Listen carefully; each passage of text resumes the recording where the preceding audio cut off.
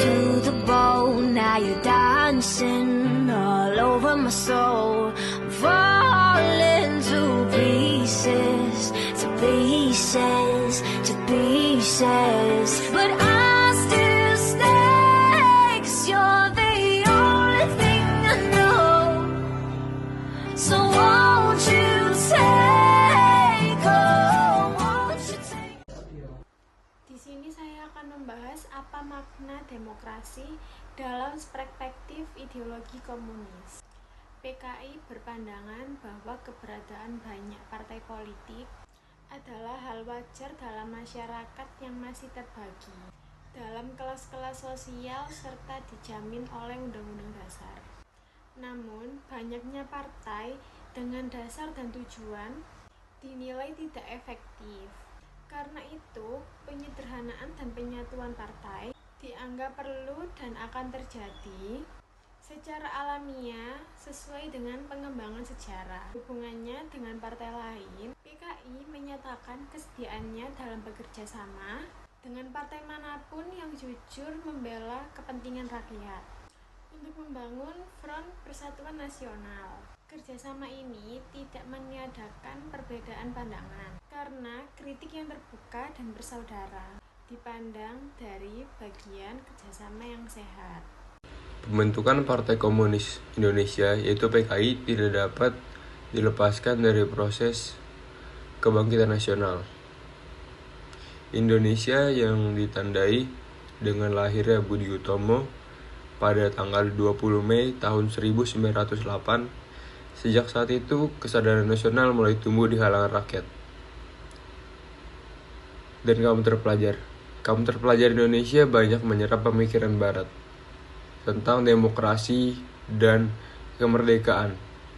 Namun, mereka melihat adanya pertentangan antara ajaran tersebut dengan praktik kolonialisme pada saat itu, yaitu Belanda.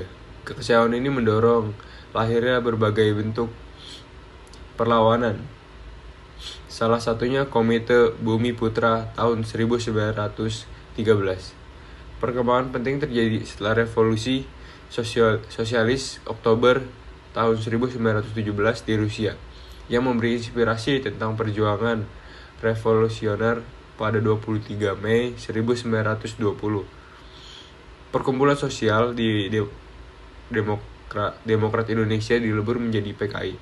PKI kemudian bergabung dengan Komintern dan dipandang sebagai partai yang memiliki teori serta organisasi untuk memimpin perjuangan rakyat melawan imperialisme dan kolonialisme. Sejak berdirinya PKI, istilah Marxisme dan Sosialisme semakin dikenal luas di kalangan buruh dan rakyat. Banyak partai dan tokoh menggunakan istilah tersebut untuk menarik dukungan. Bahkan tokoh nasional non-komunis sering dicap komunis oleh pemerintah kolonial. PKI menilai hal ini sebagai tanda kemenangan teori Marxisme, namun juga membuka peluang pemalsuan ajaran. PKI mengkritik kelompok yang mengaku Marxis atau sosialis kanan atau oportunis. Kelompok ini dinilai merusak persatuan buruh, melemahkan perjuangan rakyat. PKI tetap membedakan antara pimpinan partai dan anggota akar rumput yang dianggap jujur dan progresif, serta terus mengajak mereka membangun persatuan nasional. PKI menolak tuduhan bahwa mereka ingin menghapus demokrasi dan mendirikan diktator perseorangan atau diktator partai. PKI menyatakan bahwa yang diperjuangkan adalah diktator demokrasi rakyat, yaitu kekuasaan rakyat mayoritas atas kelompok kecil yang dianggap sebagai musuh rakyat, seperti kaum imperialis dan tuan tanah besar. Dalam sistem ini, hak-hak demokrasi diberikan kepada rakyat luas, sementara kelompok reaksioner dibatasi kekuasaan politiknya. PKI menegaskan dukungannya terhadap sistem pemerintahan koalisi yang demokratis dan menjamin kebebasan beragama. PKI juga menolak penggunaan agama sebagai alat politik yang dapat memecah persatuan nasional. PKI menolak pandangan bahwa pengusaha nasional harus segera dilikuidasi hanya karena mereka merupakan golongan yang kapitalis. Menurut PKI, pengusaha nasional justru dirugikan oleh imperialisme dan modal asing monopoli. Oleh karena itu, pengusaha nasional dipandang sebagai bagian dari kekuatan yang perlu diajak bersatu dalam front nasional. Dalam program demokrasi rakyat, PKI menegaskan tidak berniat menghapus hak milik perseorangan perusahaan nasional. Sikap serupa juga diterapkan terhadap kaum tani sedang. Program agraria PKI bertujuan menghapus sistem tuan tanah besar dan membebaskan tenaga produktif pertanian untuk meningkatkan produksi dan mendorong industrialisasi nasional.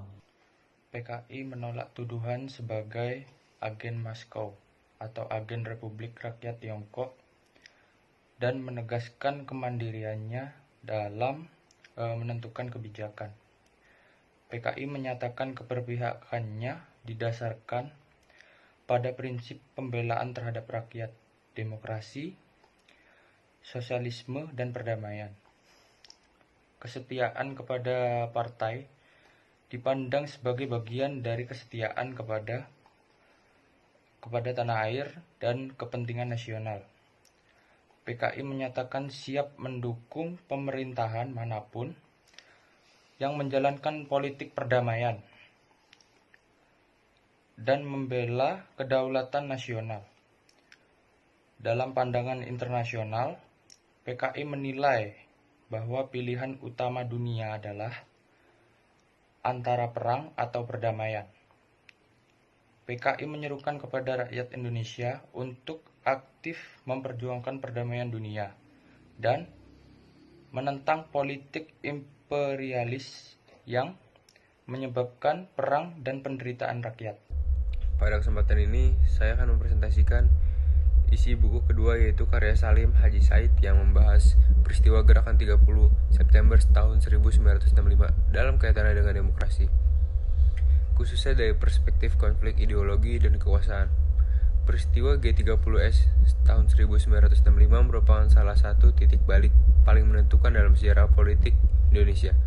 Peristiwa ini tidak dapat dipahami hanya sebagai aksi militer atau konspirasi sepihak, melainkan sebagai puncak dari konflik panjang yang berkembang dalam sistem demokrasi terpimpin.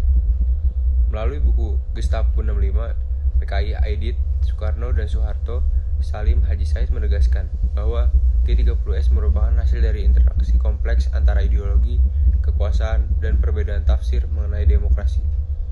Pada awal tahun 1960-an, Indonesia berada dalam situasi politik yang sangat tegang. Sistem demokrasi parlementer telah ditinggalkan dan digantikan oleh demokrasi terpimpin, yang menempatkan Presiden Soekarno sebagai pusat kekuasaan politik. Dalam sistem ini, demokrasi tidak lagi dimaknai sebagai persaingan politik yang bebas dengan aturan hukum yang jelas, melainkan sebagai alat untuk mendorong mobilisasi revolusioner.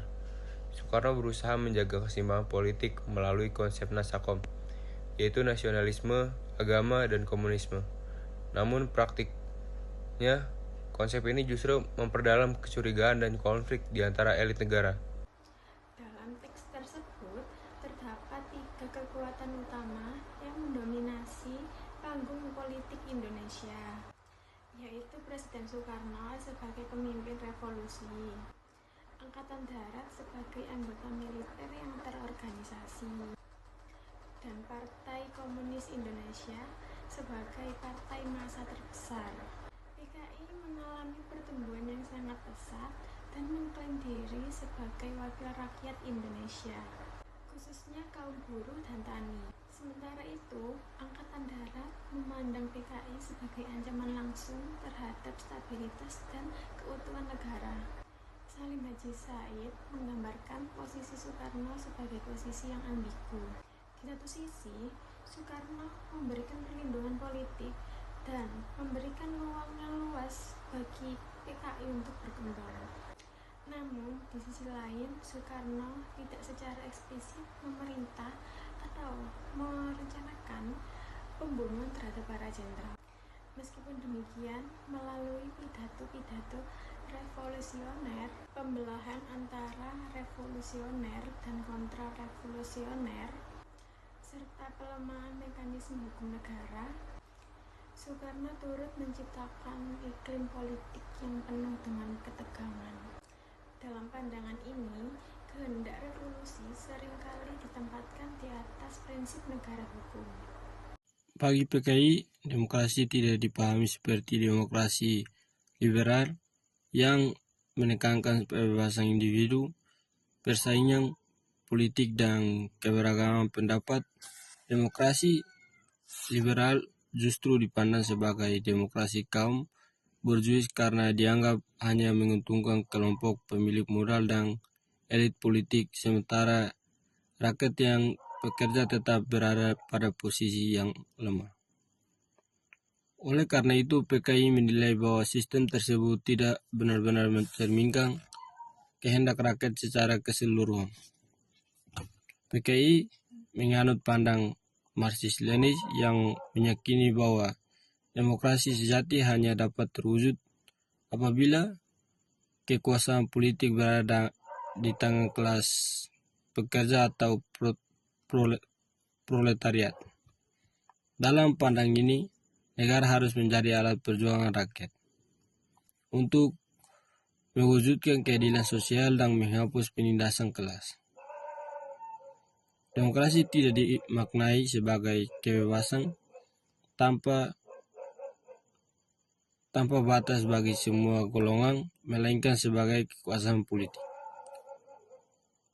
rakyat pekerja yang dibarengi dengan pembatasan terhadap kelompok-kelompok yang dianggap menghambat, menentang, atau mengancam jalannya revolusi. D.N. Aidit sebagai pemimpin PKI meyakini bahwa kondisi objektif Indonesia telah matang menuju revolusi. Ia menilai bahwa Angkatan Darat, khususnya kelompok Dewan Jenderal, merupakan hambatan utama bagi kelanjutan revolusi nasional. Aidit percaya bahwa langkah revolusioner yang terbatas dan terkontrol dapat mengamankan posisi PKI sekaligus menyelamatkan revolusi. Namun perhitungan tersebut terbukti keliru.